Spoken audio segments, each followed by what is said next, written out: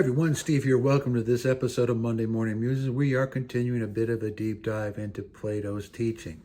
Now, I left you with the thought the last time of how universal his influence was. And I said earlier in one of the other lessons, a comment that Augustine made about Plato. And there's a philosopher, he wasn't a Christian guy, but his name was Numenius, Numenius. And he said the same thing that Augustine said. Numenius, in the latter half of the 2nd century, made a striking remark when he said that Plato is nothing other than Moses in Attic or Greek dress. So we're talking latter half of the 2nd century. So we're talking, 100, 150 years before Augustine. They're already picking up the similarities between Plato and Moses. Similarities do not mean equivalency. Now, his doctrines, Plato's doctrines, well, how did they take a hold so well? He was eloquent. They were well taught. They were spread effectively.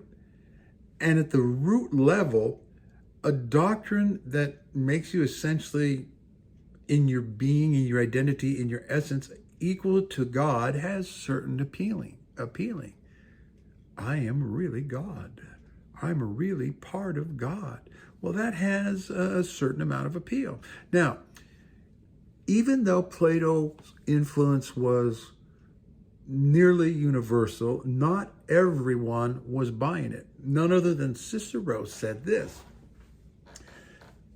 complimenting Plato about his books and how well written they are. He said this, and just a really interesting comment. He said, no sooner do I finish reading Plato's books that I am thoroughly convinced he's right until I put the books down and all the conviction instantly ceases. And he's specifically talking about Plato's doctrine of the immortality of the soul. How interesting that none other than Cicero had some problems with Plato's doctrines also. Now, I'm going to be making excuse me for the noise there. I have a printer that does some auto updating and makes noises every once in a while. I'm going to wait for that to finish. I'm going to be using a source by a fellow by the name of Ludolowski. I can't even pronounce it correctly. And he studied 500 peculiarities of Plato's style over 50 years of work, 58,000 references to the soul. And he categorized them, and he split them out into the different periods of Plato's life.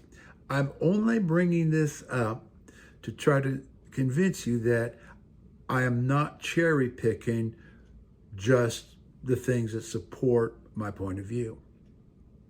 But in this format, we can't get into all those kind of tall weeds. So I'm just going to read like the general categories that this gentleman broke his Plato's thought regarding the word soul. He uses it in an ethical and a moral sense. He uses it in a philosophic sense. He uses it in an epistemological sense regarding origins and essence and nature.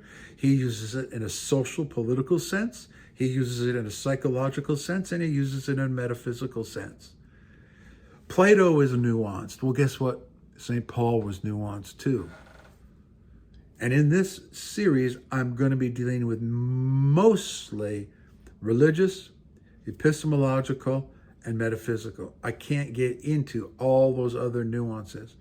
And my premise is there is a thread that runs all the way through all of them, all the different seasons in Plato's writings and the different styles, his early writings, his middle writings, his late writings. His late writings, there seems to be a culminating, a coming to a conclusion that is hinted at in the early writings, and that's all I'm going to say in terms of how deep we're going to get into this. So when I first of all, I just want to give that guy his due. I'm not pulling this out of the air, but by far the most common usage in which Plato uses the word soul is in the ethical, moral, philosophical sense, and then in the metaphysical sense in his later years in the realm of ideas and thought, and we're going to get to that as we go through it. Now, used in a metaphysical sense, here's a quote from that gentleman regarding Plato, and we'll stop with this for today. Finding these ideas concerning the soul to be pre-existent and our inborn possession, then our souls must have had a prior existence. But if not, there would be no force in these arguments. There is the same proof that these ideas must have existed before we were born, as that our souls existed before we were born, and if not, then there's no such thing as a soul. Why am I emphasizing this little tidbit? Because that doctrine is permeating Christian thought that I see on Facebook, that we existed as souls from eternity, we came out of eternity, and we go back to eternity, and our essential nature is as an immortal being. We have immortality in our essence, not as the gift of a creator in resurrection. And I'll see you next time.